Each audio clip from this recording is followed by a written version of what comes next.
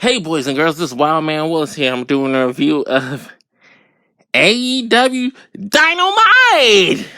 Well, I had so much fun at this show.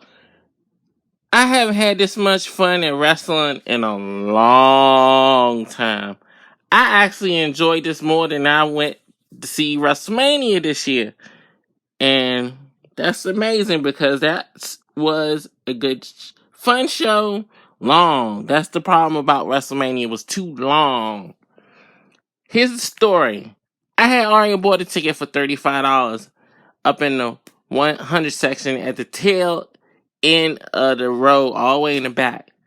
One of my good friends let me know I had floor seats on sale for $20 a day of the show.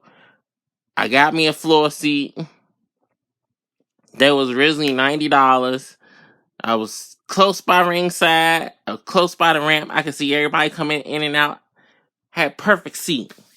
So that made the night excellent. Already.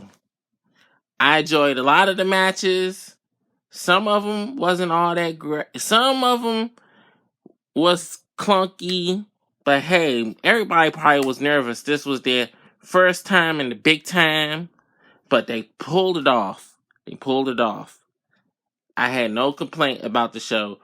The crowd was fire. The Capital One Center was rocking. That's how much the fans was having fun in this joint.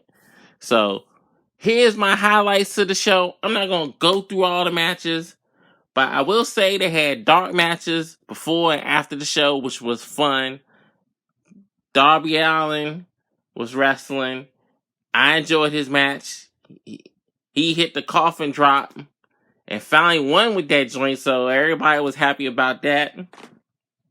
We got to see Luchasaurus and Jurassic Express come out versus SCU. That was one of the dark matches. They put on a good show. And I'm surprised how good Marco Stunt is, even though he tiny, but Rey Mysterio tiny too, so you couldn't take it for what it is. But the highlight to me, I know there was a couple of botch moves in the match, but the highlight to me was the women's title match, Rio versus Nyla Rose. She's from DC. So, but yeah, everybody and their mother and son was thinking Nyla was going to win because she was the big girl. As one of my coworkers said, thick thighs, when I showed her a picture of her. So, yeah, but it was basically the Daniel Bryan story over again.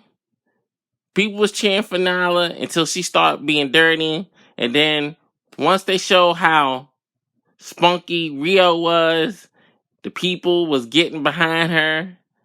They was going for it. The more she kept on coming back, the louder the crowd got. The more I feel like the building was shaking in that place. At one point, I thought Nyla had it, but she got a little bit too rough and got a little bit too cocky, and that joint backfired on her. But the way I feel about the match, even though they had them botches, the botches to me made the match feel like a real fight more than a choreographed wrestling match. That's why I had no complaint about that. Had the return of Jon Moxley interfering in the main event. And also you had Jake Hager. People don't remember who he is, that's Jack Swagger.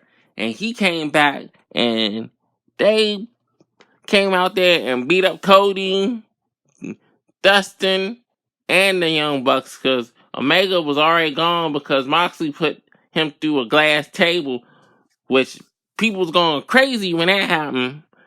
Man, it was just a fun show. The MJF match versus Brandon Cutler. I think Cutler probably really got hurt. That's why that match kind of stunk. Hangman Page and Pac did a slow match. I guess the bloom is off for Hangman Page because he been losing the last couple times I've seen him on the TV. So, but yeah, it was just a fun show. Made me be a wrestling fan again.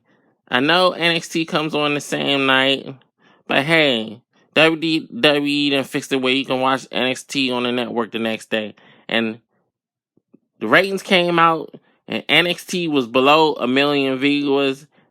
AEW was 1.4 million. I was shocked about that. So good for them. Hopefully they can keep that momentum up. We'll see. But yeah, please give AEW Dynamite a chance because it's a fun show. As long as they don't do no stupidness, indie stuff like invisible hand grenades and invisible men, they'll be fine. Just do the wrestling y'all was doing last night and everybody will appreciate it. This is Wildman Willis signing off. See you next time.